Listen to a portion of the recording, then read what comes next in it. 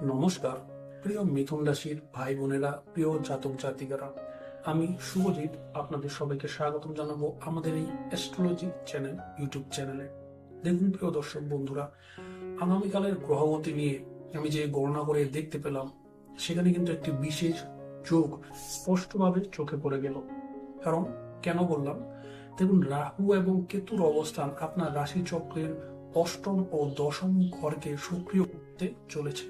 আর তার সঙ্গে মৃগশিরা, আদ্রা এবং পুনর্বসু নক্ষত্রের প্রভাব মিলিয়ে এমন এক ধরনের সূক্ষ্ম কিন্তু গভীর কম্পন তৈরি করতে চলেছে, যা হঠাৎ কিছু অশুভ সংকেত, অস্বস্তিকর পরিস্থিতি, মানসিক চাপ, গোপন উদ্বেগ, কাজের জায়গায় এক ধরনের অদৃশ্য টানাপোড়েন, ঝামেলা, সম্মান বা অবস্থান নিয়ে দুশ্চিন্তা, পরিকল্পনা, অনিশ্চয়তা এবং কিছু বিষয় আচমকা সামনে কিন্তু চলে আসার ইঙ্গিত এই সময়কালে আমি দেখতে পেলাম।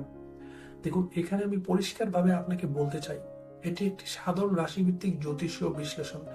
ব্যক্তিগত জন্মকুণ্ডলী ভেদ ফলের তীব্রতা কিন্তু কম বেশি অবশ্যই হতে পারে, কিন্তু সামগ্রিক গণনায় আগামীকাল থেকে এর প্রভাব তুলনামূলকভাবে বেশি সক্রিয় থাকবে বলে আমি দেখতে পেলাম গণনা করে। দেখুন, এবং তারপর যে ধীরে ধীরে তার তীব্রতা কমতে শুরু করলেও এই যোগের প্রভাব কিন্তু টানা 48 দিন পর্যন্ত থাকবে। বিশেষ করে অষ্টম ঘরের সক্রিয়তা অনেক সময় লুকানো বিষয়ে, ভেতরের ভয়, আচমকা খবর, প্রত্যাশিত পরিবর্তন অথবা এমন কিছু মানসিক বা পারিপার্শ্বিক চাপের ইঙ্গিত দিয়ে যাবে, যা আগে নজরে না এলেও হঠাৎ গুরুত্ব পেতে শুরু করে দেবে। আর দশম ঘরের স্পর্শ হলো কর্মক্ষেত্রে সামাজিক ভাবমূর্তি, সিদ্ধান্ত নেওয়ার ক্ষমতা, দায়িত্বের উপর স্তরে স্থাপ এবং অন্যদের দৃষ্টিতে আপনার অবস্থান নিয়ে এক ধরনের অস্বস্তি বা সতর্ক সংকেত কিন্তু অবশ্যই এই সময়কালে তৈরি করতে পারে আপনার জন্য।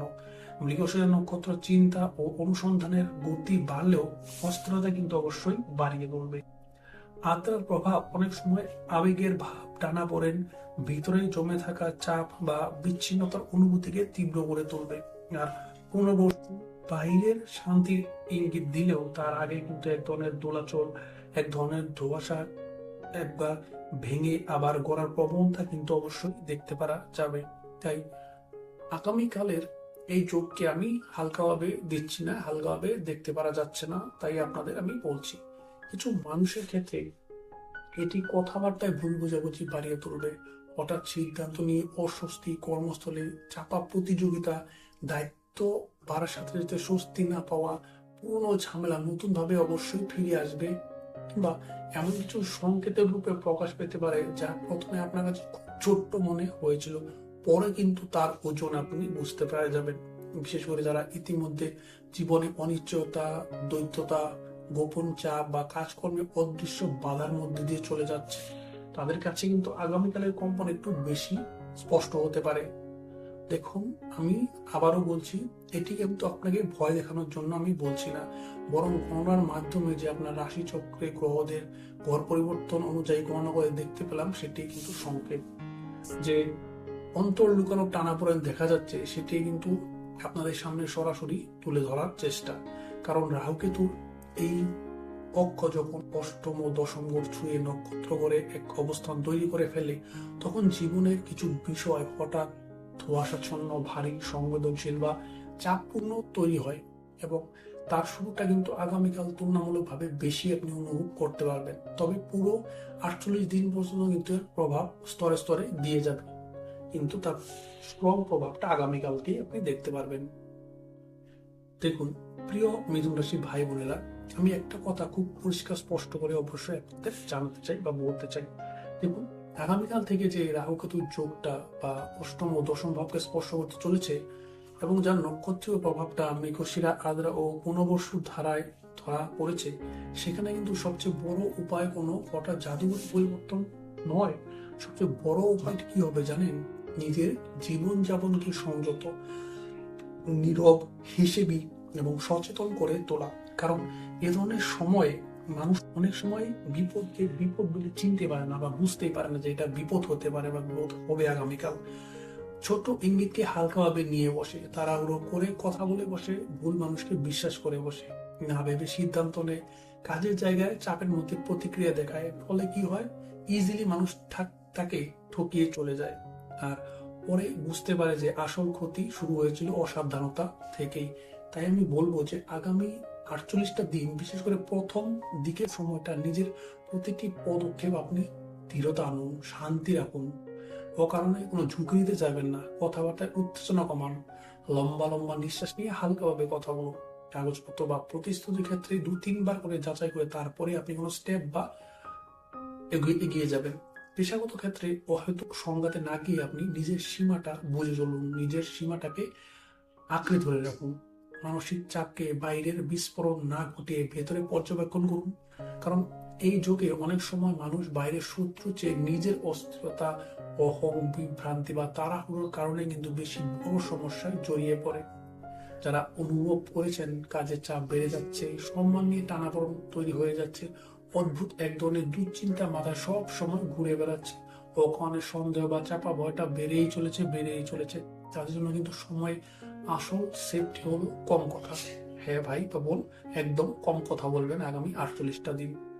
পরিষ্কার চিন্তা রাখবেন, সীমিত প্রতিক্রিয়া, নিয়ন্ত্রিত ব্যয়, নির্ভুল তথ্য যাচাই, অচেনা প্রতিশ্রুতিতে ভেসে না গিয়ে এবং জীবনের প্রতিটি সংবেদনশীল বিষয়ে একটু থেমে দেখা অভ্যাস করা। আমি এটাও বলবো যে দেখুন, এই যোগ কাটানোর নামে কোনো বড় ঘোষণা, অতিরিক্ত ভয় বা শতভাগ নিশ্চয়তার প্রতিশ্রুতি কিন্তু বিশ্বাস করা সময় এটি কিন্তু অবশ্যই নয়। বরং নিজের আচরণকে, সিদ্ধান্তকে, কর্মক্ষেত্রে ভূমিকা, সামাজিক অবস্থান এবং গোপন টানানোর দিকে ঠান্ডা মাথায় নজর রাখতে হবে। এই শৃঙ্খলাই হলো সবচেয়ে বড় রক্ষা কবচ বা বড় বলয় আপনার জন্য হবে। দেখুন ভাই বা বোন, মনে রাখতে হবে, সব অশুভ সময় সরাসরি আঘাত করে না, অনেক সময় আগে সংকেত দেয়। আর যিনি সংকেতটা বুঝে নিজেকে সামলে নেন, বুঝে নেন, তিনি কিন্তু বাস্তব ক্ষতি অনেকটাই এড়িয়ে চলতে পারেন। তাই আগামীকাল থেকে যে সময়কে ভয় পাবেন না, বরং কঠোর সচেতনতার সময় হিসেবে নিজেকে দেখুন, নিজেকে সামলান, নিজের ভেতরে হালকা রাখুন, বাইরের চলাফেরা ও সিদ্ধান্তকে ভারসাম্যে রাখুন এবং কোনো বিষয়কে অবহেলা না করে ধীরে স্থিরভাবে নীরবে সামলে চলতে পারেন। এ সময়ে এটা কিন্তু সবচেয়ে বাস্তব, সবচেয়ে পরিমিত এবং সবচেয়ে গ্রহণযোগ্য উপায় হবে আপনার জন্য। দেখুন প্রিয় দর্শক বন্ধুরা, আমি একটি কথা কিন্তু অবশ্যই আপনাদের বলতে চাই। দেখুন, এটি কিন্তু রাশি ভিত্তিক সাধারণ জ্যোতিষীয় বিশ্লেষণা।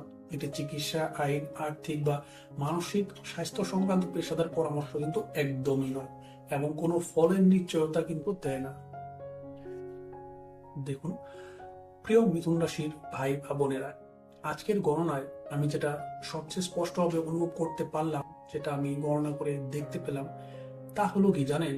সেটি হলো, এ সময় আপনাকে ভয় পাওয়ার জন্য একদমই নয়, বরঞ্চ নিজের ভেতরের শক্তিকে চিনে নেওয়ার জন্য ডাকা হচ্ছে আপনাকে। নিজেকে বোঝার জন্য, নিজের দিকে তাকানোর জন্য ডাকা হচ্ছে।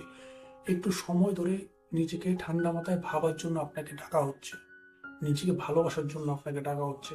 চারপাশে যদি অস্থিরতা থাকে, মনে যদি দুশ্চিন্তার ঢেউ উঠে থাকে, কাজের মধ্যে যদি চাপ বাড়ে, তবুও কিন্তু আপনাকে মনে রাখতে হবে সব সময়, প্রতিটি কঠিন সময় মানুষের ধৈর্য, বুদ্ধি, সংযম আর মানসিক দৃঢ়তাকে যাচাই করে। আর মিথুন রাশির ভাই বোনদের সেই শক্তি রাখে যে অন্ধকারের মধ্যেও ইঙ্গিতটাকে পড়ে ফেলতে পারে, ধরে ফেলতে পারে, বিভ্রান্তির মধ্যেও নিজের পথটাকে চিনে নিতে পারে। তাই আজকের এই সংকেতকে দুর্বলতার ভাষা হিসেবে কখনোই দেখবেন না, এটা কিন্তু বড় ভুল হয়ে যাবে। সচেতনতার ভাষা হিসেবে আপনাকে নিতে হবে। নিজের কথায় সংযম রাখতে হবে, সিদ্ধান্তে স্থিরতা রাখতে হবে আপনাকে। মনে ও কারণে ভয় জমতে ভুলেও দেবেন না আপনি, সেক্ষেত্রে আপনাকে নজর দিতে হবে। কারণ সময়ের উত্তর সঙ্গে সঙ্গে কিন্তু আসে না, অনেক উত্তর আসে ধীরে সুস্থে নীরবে সময়ের সঙ্গে। আর যে মানুষ নিজের ভিতরটা সামনে রাখতে পারে, নিজেকে বুঝতে পারে, নিজেকে সময় দিতে পারে, তার বাইরের জ্বরও একসময় দুর্বল হয়ে পড়ে, জ্বর ঠান্ডা হয়ে মিলিয়ে যায়। আমি আমার সমস্ত মিথুন রাশি ভাই বোনদের, দর্শকদের শুধু একটু কিন্তু অবশ্যই বলে যাব, নিজের মর্যাদাকে ধরে রাখুন, নিজের বুদ্ধির উপর আস্থা রাখতে শিখুন, নিজের দিকে তাকান, আবেগের চেয়ে সচেতনতাকে বড় অস্ত্র হিসেবে ব্যবহার করুন, আবেগকে সাইড করে রেখে দিন। কারণ আজকের দিনটি হলো হয়তো সহজ নয়, কিন্তু এই দিনই আপনাকে আরো পরিণত করে তুলবে, আরো স্ট্রং করে তুলবে, আরো সাকসেসের দিকে নিয়ে যাবে, আরো সংযত, আরো গভীর মানুষ হিসেবে কিন্তু আপনাকে অবশ্যই গড়ে তুলতে সক্ষম। তাই ভাই বা বোনেরা, মাথাটাকে আপনি ঠান্ডা রাখুন, মনটাকে শক্ত রাখুন, নিজের ভেতরের আলো আপনি নিভতে দেবেন না। কারণ সময় বদলায়, সময় অবশ্যই বদলায়, পরিস্থিতিও বদলায়, কিন্তু যে নিজেকে হারায় না, নিজেকে আস্তে আস্তে শিখে দাঁড়িয়ে পড়তে পারে, শেষ পর্যন্ত শক্তিরা কিন্তু তার দিকে অবশ্যই ফিরে আসে। তাহলে প্রিয় দর্শক বন্ধুরা, এই ছিল আজকের ভিডিওতে। আশা করব আপনাদের ভিডিওটি ভালো লাগবে এবং ভিডিও থেকে আপনারা গুরুত্বপূর্ণ তথ্য পেয়ে থাকবেন। এবং আমি যেভাবে ভিডিওতে বললাম, প্রায় আগামীকাল থেকে আপনার 48 দিনের গণনা ফলটা থাকবে, আপনার স্ট্রং এনার্জিটা ফিল করতে পারবেন আপনি আগামীকাল। কিন্তু তার বাকি 48 দিন আপনি এর সামান্য পরিমাণ হলেও ফলটা দেখতে পারবেন। তাহলে ভিডিওটি ভালো লাগলে ছোট্ট একটা লাইক দিয়ে কমেন্ট সেকশনে অবশ্যই আপনার ভগবান আল্লাহ ঈশ্বরের নাম লিখে যাবেন। আর যারা আমাদের এই চ্যানেলে নতুন, চ্যানেলটি সাবস্ক্রাইব করে আমাদের পাশে থাকতে পারেন। এটি করলে কি হবে, আপনার আগামী রাশি চক্রের উপর গ্রহদের ঘর পরিবর্তন, নক্ষত্রের বিচার অনুযায়ী কি ফলাফল থাকতে পারে, ভালো খারাপ সম্পূর্ণ তথ্য বিবরণ কিন্তু আপনি আমার এই রাশিফল চ্যানেলে অবশ্যই পেয়ে যাবেন। আর যদি আপনার মনে কোশ্চেন প্রশ্ন থাকে, আমাকে অবশ্যই কন্ট্যাক্ট করতে পারেন। ইমেল অ্যাড্রেস, কন্ট্যাক্ট নাম্বার বা কমেন্ট সেকশনে আপনার একটা মেসেজ ড্রপ করতে পারেন। তাহলে ভালো থাকবেন, আজকে বিদায়। দেখা হবে কিন্তু আমাদের পরবর্তী অন্য কোনো ভিডিওতে।